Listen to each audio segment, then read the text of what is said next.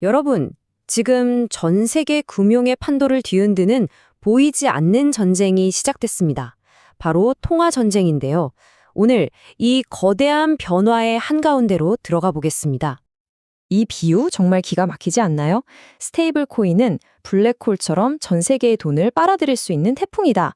이건 그냥 디지털 화폐 이런 수준의 얘기가 아니에요. 금융 시스템 전체를 집어삼킬 수 있는 그런 거대한 힘이라는 거죠. 자, 그런데 여기서부터 정말 이상한 점이 나옵니다.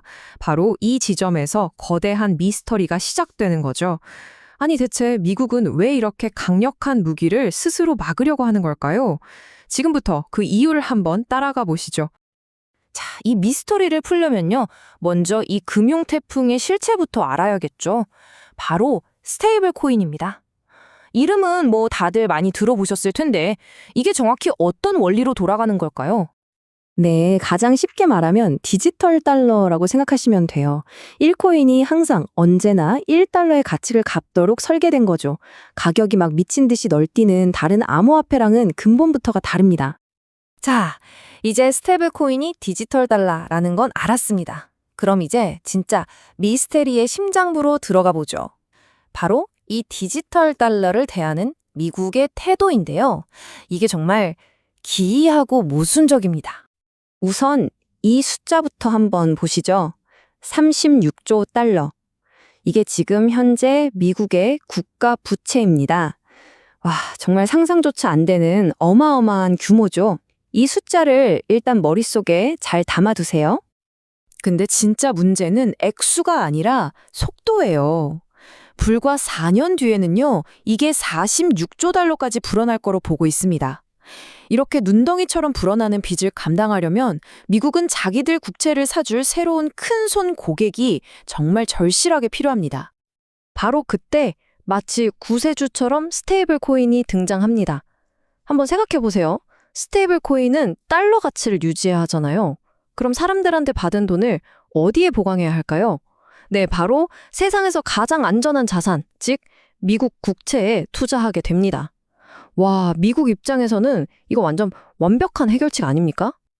그런데 정말 이상한 일이 벌어집니다. 미국이 이 완벽한 해결책의 숨통을 자기들 손으로 끊어버려요. 스테이블 코인한테 너네 사람들한테 이자 주지 마 하고 법으로 금지해버린 겁니다. 아니 대체 왜 이런 말도 안 되는 이해할 수 없는 행동을 하는 걸까요? 그 미스터리를 푸는 첫 번째 열쇠는 의외로 가까운 곳에 있습니다. 바로 미국 내부에 있는 거대 은행들의 엄청난 공포심이죠. 과연 그들은 뭘 그렇게 두려워하는 걸까요? 이 표를 한번 보세요. 만약에 이자 지급이 허용된다면 스테이블 코인의 예상 수익률은 약 4% 정도 됩니다. 그런데 지금 미국 대형은행의 예금 금리는 0.23%, 거의 순배 가까이 차이가 나는 거죠. 자, 여러분이라면 어디에 돈을 맡기시겠어요? 이건 질문할 필요도 없죠. 만약 이자 금지법이 없었다면요. 정말 끔찍한 연쇄 반응이 시작됐을 겁니다. 사람들이 그냥 스마트폰 터치 몇 번으로 은행에 있던 돈을 싹 빼서 스테이블 코인으로 옮기는 거죠. 사상 초유의 디지털 뱅크런이 터지는 겁니다. 이건 미국 은행 시스템 전체를 그냥 무너뜨릴 수도 있는 엄청난 위협이에요. 하지만 은행을 보호하는 건 사실 표면적인 이유일 뿐입니다. 그 뒤에는 훨씬 더 교묘하고 훨씬 더 대담한 진짜 목표가 숨어 있어요. 이건 전 세계를 상대로 한 거대한 계획입니다. 바로 이게 이 법안의 진짜 속내입니다. 전략은 두 단계예요. 첫째, 이자 금지를 통해서 미국인들의 돈은 은행에 꽉 묶어둔다. 둘째, 하지만 전 세계 다른 나라 사람들은 이자도 없는 이 달러 스테이블 코인을 사게 만든다. 자, 이게 무슨 뜻일까요? 결국 남의 돈, 즉 외국 돈으로 자기 나라 빚을 메우려는 정말 거대한 계획인 겁니다. 와, 정말 영리해 보이죠? 하지만 이 미국의 계획에는 아주 치명적인 약점이 하나 있습니다. 그들은 역사가 주는 아주 중요한 교훈 한 가지를 잊었어요. 돈의 흐름은 절대로 인위적으로 막을 수 없다는 사실 말이죠. 영화 주라기 공원에 이런 명대사가 나오잖아요. 생명은 길을 찾는다. 저는 여기에 한마디 덧붙이고 싶습니다. 돈 역시 길을 찾는다. 아무리 강력한 법이나 규제도 돈이 흐르려는 그 본능을 막을 순 없다는 거죠. 이게 무슨 뜻인지 이해하기 위해서 우리 시간을 아주 멀리 중세 유럽으로 한번 거슬러 올라가 보죠. 놀랍게도요, 지금이랑 정말 똑같은 일이 그때도 있었습니다.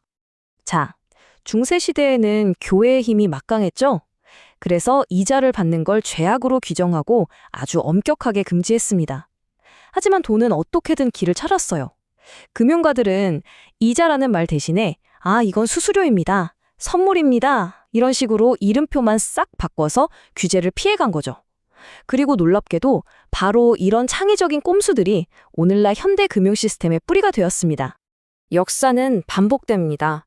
아마존이나 테슬라 같은 거대 기업들이 이 이자금지법을 어떻게 피해갈까요?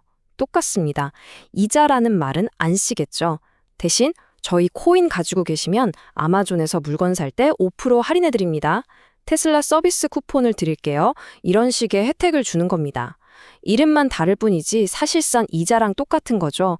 이런 창의적인 방법들이 앞으로 폭발적으로 생겨날 겁니다. 자, 그렇다면 결국 이 막을 수 없는 흐름은 세상을 어떻게 바꾸게 될까요? 이제 마지막 장입니다.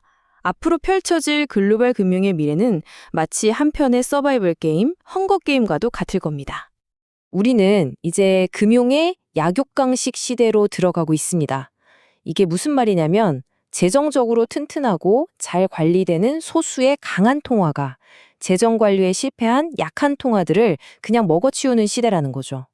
각국의 통화 주권을 건 아주 잔혹한 생존 게임이 시작되는 겁니다. 그리고 이 게임의 첫 번째 희생자들은 사실상 이미 정해져 있습니다. 예를 들어 아르헨티나나 터키처럼 내가 가진 돈의 가치가 매년 반토막이 나는 나라에 산다고 상상해 보세요. 여러분은 어떻게 하시겠어요? 당연히 내 재산을 지키기 위해서 달러 스테이블 코인으로 도망치겠죠. 그렇게 자국 통화는 점점 사라지고 정부는 통화에 대한 통제력, 즉 주권을 완전히 잃게 되는 겁니다. 그래서 이제 마지막 질문이 남습니다. 이 거대한 통화의 생존 게임에서 과연 어떤 화폐가 살아남고 또 어떤 화폐가 잡아먹히게 될까요? 어쩌면 그 질문은요, 바로 지금 우리가 쓰고 있는 돈의 미래에 대한 질문일지도 모릅니다.